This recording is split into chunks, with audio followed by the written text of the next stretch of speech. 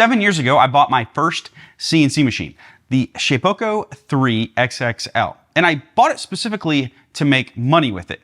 Now, it took me a little while to learn the basics. I had zero CNC background when I bought it, so it took me a few months to learn the ropes. But when I did, I was really excited to start selling the things that I made. So I signed up for craft fairs, I opened an Etsy shop, and I had some wholesale clients. I did some consignment sales locally.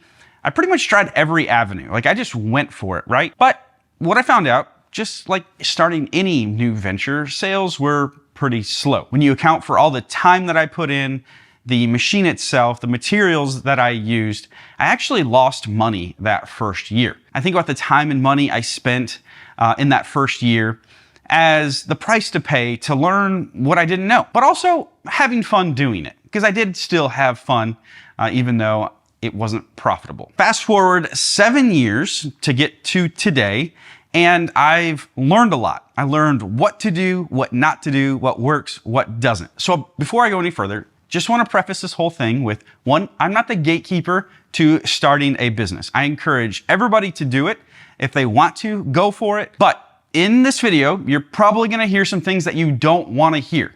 It's really easy to fall into the fantasy of starting a business without counting the cost. And I'm not going to sugarcoat anything in this video because it doesn't help anybody. So I'm going to share my honest perspective and what I've learned and what it's been like and what you can expect doing the same thing. One more thing real quick. I know I'm going to get a lot of questions on this, but what do I mean when I say starting a CNC business? Well, just as the title says, quitting your 9-to-5, quitting your day job, whatever that looks like, and being your income is reliant on a CNC business where you manufacture and sell the things that you manufacture on a CNC. That's what I mean by that. We're going to talk a little bit about side hustles and things like that, but strictly to preface what I'm about to say, I'm referring to going all in. Is it possible to start a successful CNC business today? Simple answer, yes. I believe it's just as possible to start a CNC business as it is to start any other small business.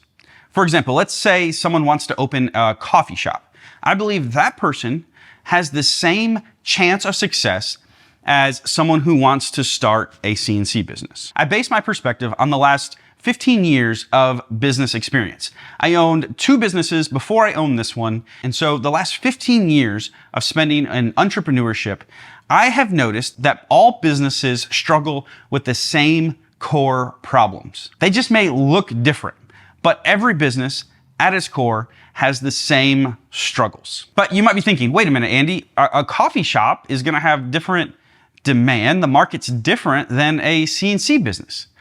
Yes, you're exactly right. But that rarely determines whether a business is successful or not. Businesses fail all the time. 9 out of 10 businesses fail in the first 5 years. The statistics are staggering. Most businesses fail. And it's not because there is no demand. Maybe that is a very, very, very, very small percentage of them. So if demand isn't the leading factor versus success versus failure in business, then what is? Well, it takes learning an entire different skill set.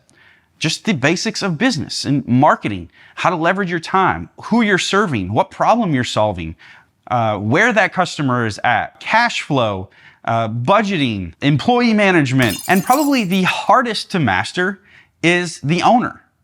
Can you master yourself? Can you master your mind?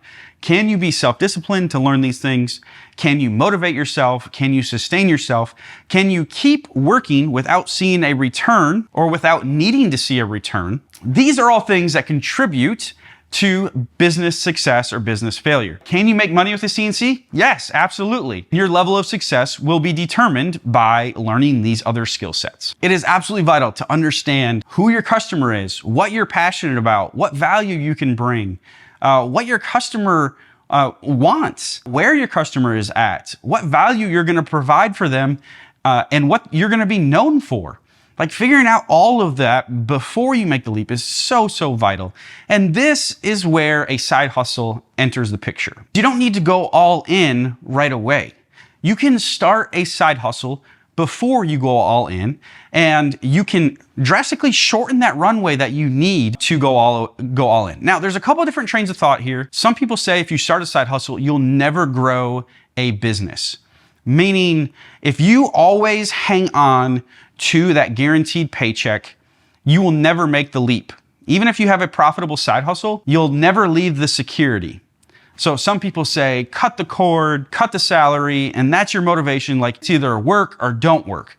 Well, I think part of that is dumb, and planning ahead at the very minimum of what you're gonna do is a good idea, but why not try what you're gonna do before you do it? Dip your toe in the water before you just cannonball into freezing cold temperatures. That's just a metaphor of like, hey, we can start a side hustle and do this while we have another day job. And then when we grow the side hustle, or we figured out the answers to those questions that I posed, then we can be like, okay, I'm gonna jump all in at that point. I started ANDYBIRD Builds in 2018, and I did it as a side hustle for 2 years while I worked my previous career. In 2020, I went in full time. I've shared stories about what we prepared and how we jumped in, what I had to do in order to make this work, and how I got to where I am at today. So without those first 2 years as a side hustle and figuring it out and going to craft markets without pressure of being like,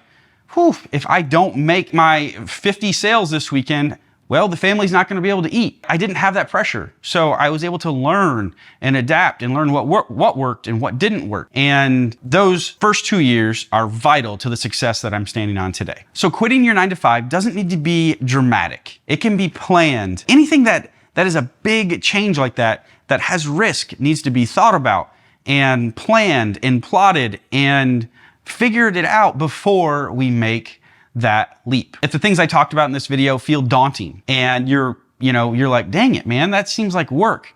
Well, it is. But like I said before, it is totally worth it. If you are up for doing hard things, then this is for you.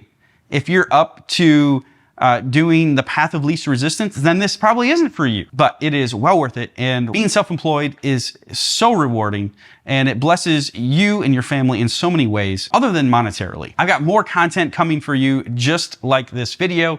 And if you liked it, make sure you hit that notification bell down below. I know you're subscribed, but if you don't hit that notification bell, you may never see the next video that I put out. Do that so you do not miss any more content. In the meantime, if you haven't, check out this video right here where I launched a new business last year from $0 to $12,000 in 90 days.